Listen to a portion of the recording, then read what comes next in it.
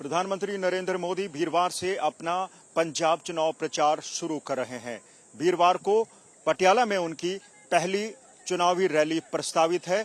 बाकी की दो रैलियां 24 मई को जालंधर और गुरदासपुर में तय की गई हैं। दरअसल प्रधानमंत्री की पटियाला रैली सुर्खियों में आ गई है क्योंकि नजदीक ही शंभू बॉर्डर पर प्रदर्शन कर रहे किसान नेताओं ने ये घोषणा की है कि वो प्रधानमंत्री के खिलाफ प्रदर्शन करेंगे।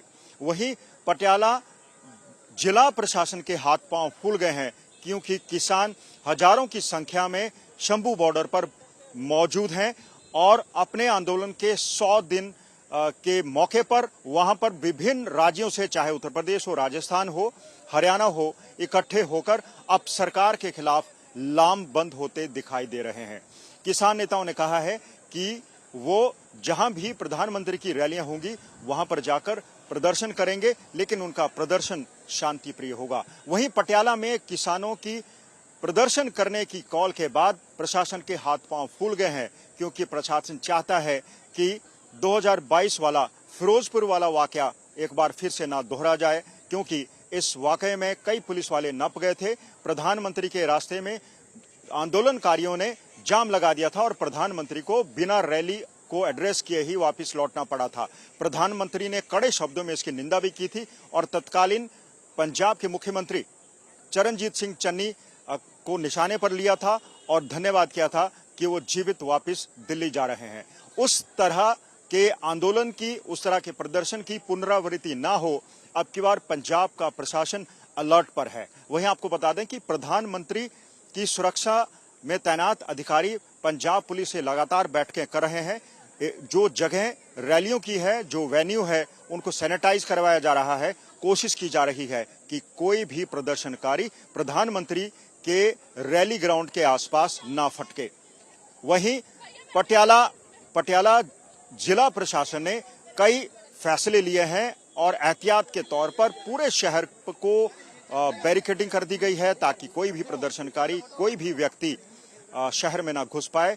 वो सभी 4 सड़कें जो पोलो ग्राउंड की तरफ जाती हैं उनको सील कर दिया गया है और प्रधानमंत्री की पहली रैली है उस पर कड़ी नजर रखी जा रही है ऐसे तत्वों पर जो वहां पर घुसकर कुछ ना कुछ बखेड़ा खड़ा कर सकते हैं। तो पंजाब में कल से प्रधानमंत्री नरेंद्र मोदी अपना प्रचार शुरू कर रहे हैं। आपको बता दें कि प्रधानमंत्री नरेंद्र मोदी भारतीय जनता पार्टी के 13 उम्मीदवारों के समर्थन में अपना प्रचार करेंगे क्योंकि अब की बार पहली बार भारतीय जनता पार्टी अलग चुनाव लड़ रही है। इससे पहले वो शिरोमणि अकाली दल के साथ मिलकर चुनाव लड़ती थी। अब की बार दोनों पार्टियां अलग अलग चुनाव लड़ रही हैं और आपको ये भी बता दें कि 2019 में जब चुनाव हुए थे तो भारतीय जनता पार्टी का मत प्रतिशत 10% के करीब था। अब भारतीय जनता पार्टी के नेता दावा कर रहे हैं कि उनका वोट फीसदी बढ़ गया है क्योंकि वो अलग से चुनाव लड़ रहे हैं। वहीं अगर चुनाव विशेषज्ञों की बात माने तो उनका यह कहना है कि भारतीय जनता पार्टी और शिरोमणि अकाली दल अगर मिलकर चुनाव लड़ते तो शायद वो एक शक्ति बन सकते थे और उनका वोट प्रतिशत बढ़ सकता था, क्योंकि शिरोमणि अकाली दल का वोट प्रतिशत पिछले काफी सालों से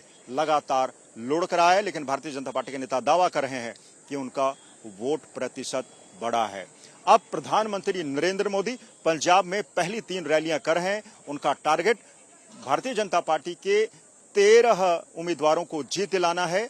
हालांकि अब की बार जो मुख्य मुकाबला है वो आम आदमी पार्टी और कांग्रेस के बीच में है, क्योंकि भारतीय जनता पार्टी के उम्मीदवारों को किसानों का और दूसरे लोगों का गुस्सा झेलना पड़ रहा है। उनको हैकल किया जा रहा है, उनको प्रचार करने से रोका जा रहा है। किसानों के भीतर नाराजगी है कि भारतीय जनता पार्टी की सरकार ने ना तो एमएसपी पर कोई कानून बनाया, ना ही उनकी दूसरी मांगे मानी। अब देखना दिलचस्प ये होगा कि किसानों का प्रदर्शन किस तरह से लोकसभा चुनावों को प्रभावित करता है और प्रधानमंत्री की जो रैलियां पंजाब में प्रस्तावित है उनका मतदाताओं पर कितना प्रभाव पड़ता है।